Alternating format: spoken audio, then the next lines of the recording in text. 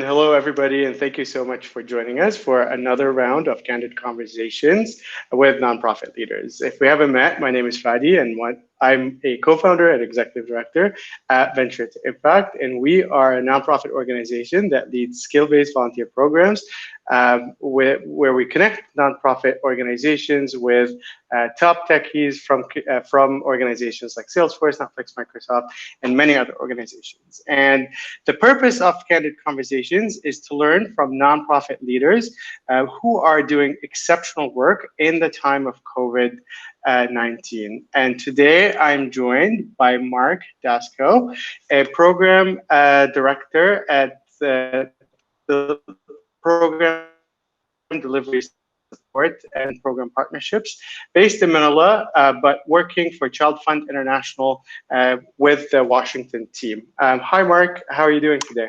Hello, good evening from Manila, Philippines, Fadi. I'm good. Thank you so much for joining us. Um, Mark, I want to start just with getting a quick intro from you. Can you tell us a little bit about Child Fund and your role specifically at the organization? Okay. ChildFund International is an independent child-centered development organization. We are a member of the ChildFund Alliance, a global network of 12 organizations that assist more than 15 million children in 58 countries. We work with partners in communities throughout Asia, Africa, the Americas, and the United States to change the underlying conditions that prevent children from achieving their potential. Our vision is a world in which children realize their rights and achieve their potential. So I am Mark Anthony Dasco. My position is Program Delivery Support Director. I lead and share responsibility for coordinating, facilitating, and delivering support to Asia, Africa, and the Americas country office staff accountable for implementing Child Fund Strong Core program. So I am responsible for facilitating cross sharing of best practices and lessons learned between country offices, from country office to our international office, and vice versa. So I work closely with the technical specialists or the senior advisors in programs and partnerships. I coordinate and provide program management and technical support in the integrated rollout and implementation of programs. I support our monitoring and evaluation implementation, country office advocacy, child sponsorship, partnerships, and developing of country strategic plans. So, as you mentioned, I am part of the programs and partnership department based in Washington, D.C., and virtually located in Manila, Philippines, where I reside.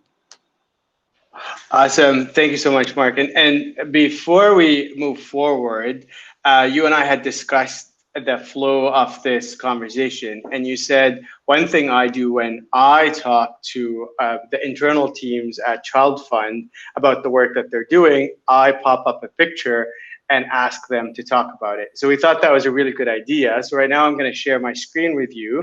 I'm going to show everybody a picture and I'm going to ask you to talk about it. So here we go.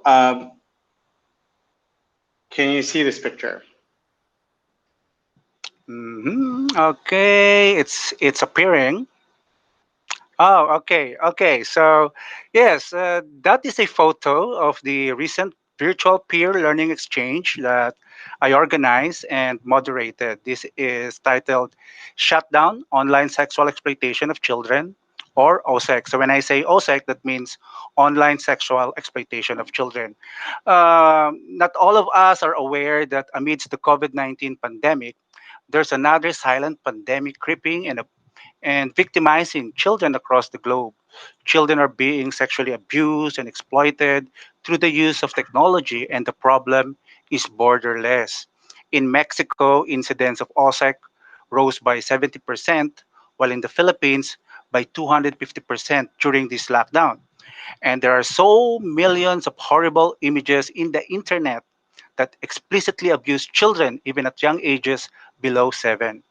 It is an urgent problem that needs to be addressed by a united force of different actors. So, this virtual learning exchange, I organized this, and we're utilizing Microsoft Teams as a platform to bring together speakers from Ecuador, Mexico, Philippines, and our US office. So we're also able to bring together more than 100 participants to learn what their peers are doing. So we were able to learn how the countries are working with different stakeholders and utilizing technology to combat a problem that technology brought. So it's technology against technology, and it's good to hear that there are so many what's this platforms or technology-driven interventions that can be used to combat this big problem of children. Uh, Through this peer exchange, we heard directly from peers of their strategies, their challenges, and their initial gains.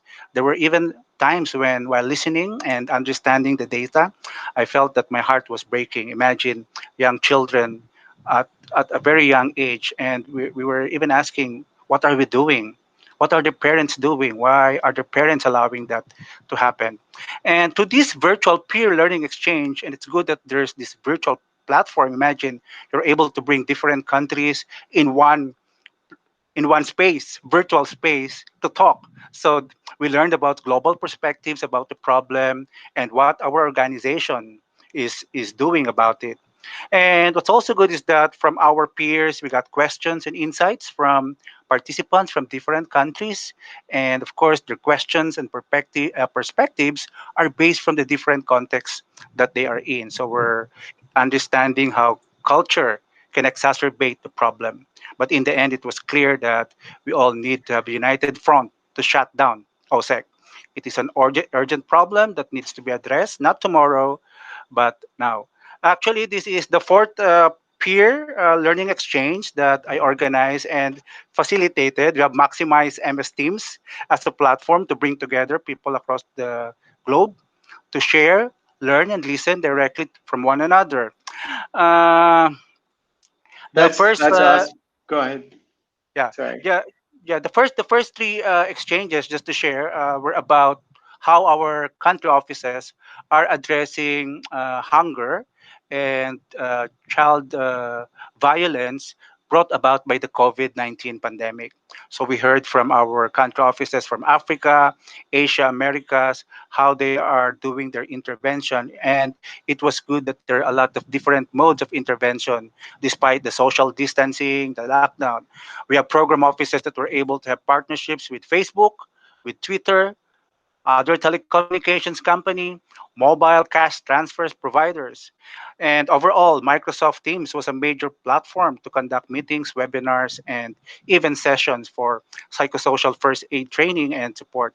And just one feedback that I got from all these virtual peer learning exchanges using this platform, I think these events that we did through these virtual platforms was able to broke silos or was able to break silos across the organizations among different departments and divisions.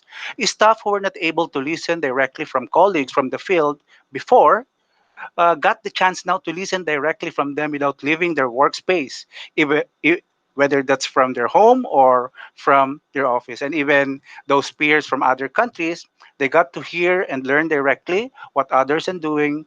And from that, they learned what the best practices are, and they don't need to learn, they don't need to reinvent the wheel. So that's the beauty of having this virtual platform.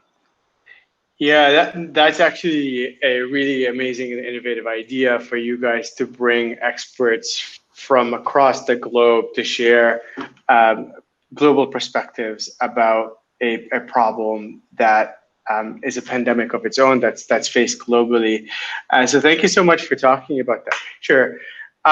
What I wanted to start with is with you. How are you doing? How are you maintaining your sanity? How are you spending your time at home right now? Yeah, can you talk to us a little bit about that? Yeah, yeah. Well, the lockdown here in the Philippines started almost 3 months ago, and the first 2 weeks were dreadful, really. So full of anxiety. You don't know what will happen. There are so many unknowns. You heard of cases, COVID-19 cases increasing every day, and people are dying, even health personnel dying. So you really are afraid, and then looking at your family, you know that, oh, we are vulnerable, we have preconditions here. So yeah, but then of course we have to move on and do something about that situation. So I tried my best to maintain a daily routine, so get enough rest when I could, do exercises, stock up but not hoard essentials. So just stock up what we need. And then when I got bored, I converted a small space in my garage into a mini garden. And then this mini garden expanded to the garage rooftop, where all my vegetable plants that need direct sunlight, are in my rooftop now. So every day I look forward to looking at, okay, there are some plants blooming, some are growing, and some are withering away. So it's taking some sort of stress reliever for me, and a good psychosocial activity for me as well. And then, of course, being at home, I'm able to do my work. I'm able to supervise my teenage son, who is really into gaming. And of course, from time to time I have to check, okay, are you aware of safety in internet? Well, we do a lot of discussions around those things. And my elderly dad who lives with me, I'm able to monitor as well. So that keeps me sane during these days. And of course, the work, I look forward to my work. So that's also keep you going, so you know that there's some meaning in what you're doing. Yeah, that's amazing. And we actually have a garden as well. So we have tomatoes, Ah, cucumbers, and a couple wow. other plants. And some things are going really well, and some things aren't. And there's I resonate with that because there's a lot of joy in tending to something and seeing things Right. grow. So I totally resonate with the practices that you are Yeah. doing for yourself. So I want to step back a little bit to um, Child Fund International pre-COVID. Can you talk to us a little bit about what was the organization like pre-COVID? How was the culture? Were you guys going into the office? What changed now? So just talk to us a little bit about that. Yeah. Much of our work is really interacting with people, mobilizing people. Our work grows through face-to-face interaction, personal touch, discussions, throwing ideas. So that's how we work. Uh, though I work from home most of the time, because most of the time my meetings are in the evening, so I have to be at home. I also report regularly to our Philippines office. I interact with the staff, socialize, throw away ideas, and just have plain conversations about everything. And uh, and part of my work also is to travel. It entails some travels outside the country. In fact, I had some major travels before the lockdowns happened. So I was about to travel to Washington D.C. in March for an external conference where I was among the presenters. Then to Ecuador for a global conference that we were organizing, and to Africa for a regional meeting. And then, of course, the lockdown happened. And it was good that I was still in the Philippines before all the lockdowns happened, because, oh my God, I was thinking what could have happened to me and to my family if I were somewhere else when all these quarantines and lockdown happened. So I was Absolutely. happy, and I was happy that our office was so proactive, really immediately provided some instructions to refrain from traveling. All those travels that are or meetings globally should be suspended for the meantime until further notice. So that's how we work. And our staff, they work with partners in the field. They work with directly with children. So that's the culture of our ways of working. It's really face to face interaction. Yeah, and so now you've had to completely pivot from a face-to-face based organization and approach to work to a very virtual approach. So, talk to Yeah. us a little bit about that. How are you maintaining culture, morale, relationships, all these things in a virtual environment at your organization? Right. Yeah. So much of our relationships now are virtual. And mostly through the Microsoft Teams platform. We do our virtual meetings, we do a lot of webinars. Uh, Most of those planned face to face meetings are now into webinars. So almost every day there are scheduled webinars and these peer learning exchanges that I am organizing. And then and what's good is that even for some well-being sessions for staff, we're using the Microsoft platform, this virtual platform. So everything has become virtual. And I think what's good is that even virtually, we're able to connect. Yes, there's physical distancing, but not really cutting communication lines, cutting relationships. And even listening to our peers from the field, they also mentioned that they're able to use this platform to reach out to their partners in the ground, to reach out to the children and young people. In fact, I saw some country offices that are also able to utilize Facebook to have their young people talk about what they're doing in this time of COVID. So, yeah, and what's also good is that we have regular check-ins with our US team and those that are part of the team that are all over the globe. And then we have regular management meetings and even conversations with our program offices. And what's good, it's not only to it's not only for professional use, but also for some socialization.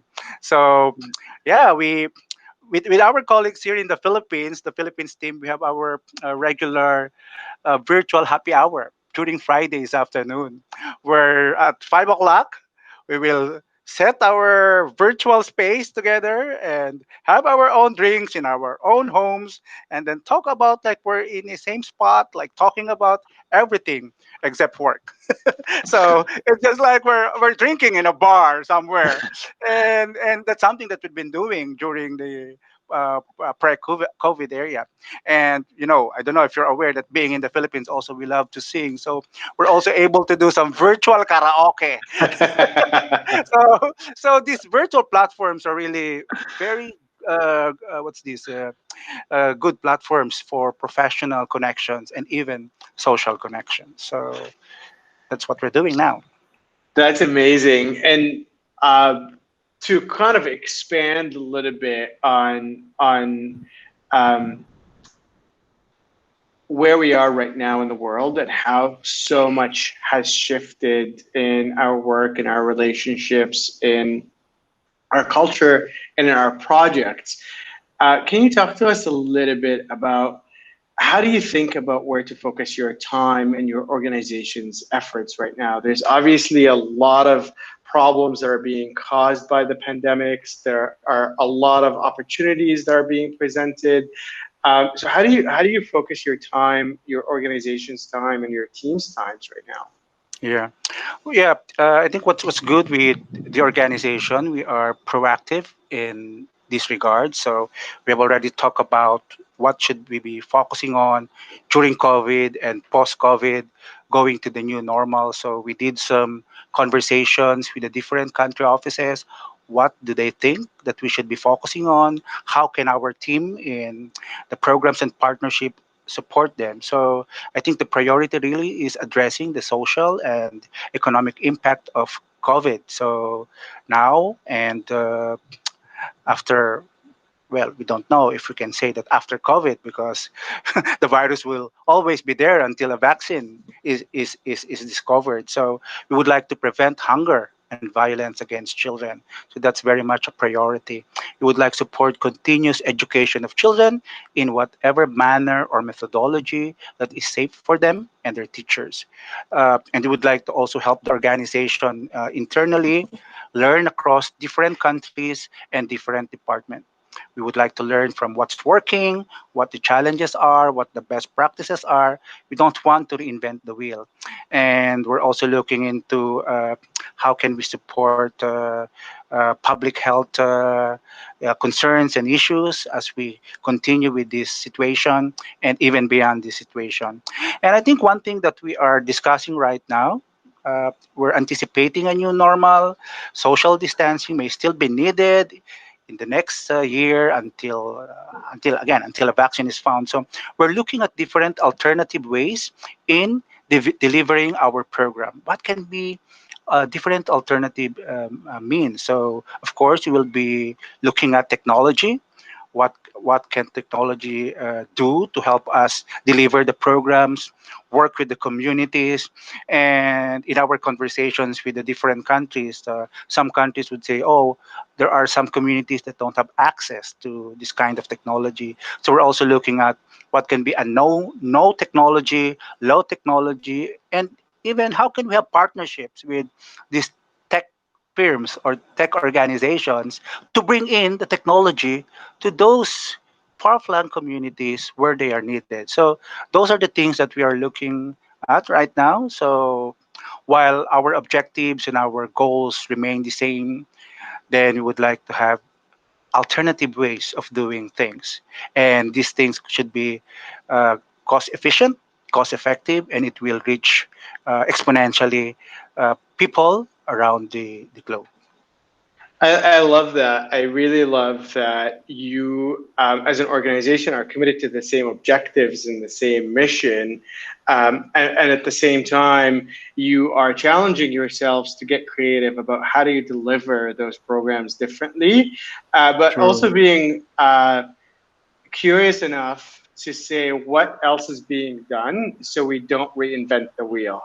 What Correct. are Yeah. other organizations doing, or what True. are other governments or platforms doing right now, and how do we emulate that or take Right. that and make it fit what Child Fund is all about and the infrastructure that Child Fund can support. I think that's something that's really great, and it's a really concrete advice or a takeaway for nonprofits who will be watching Mm, this video. yeah. To move on from there, do you have any other advice or recommendation for nonprofit leaders who are trying to navigate this very difficult and this very new time?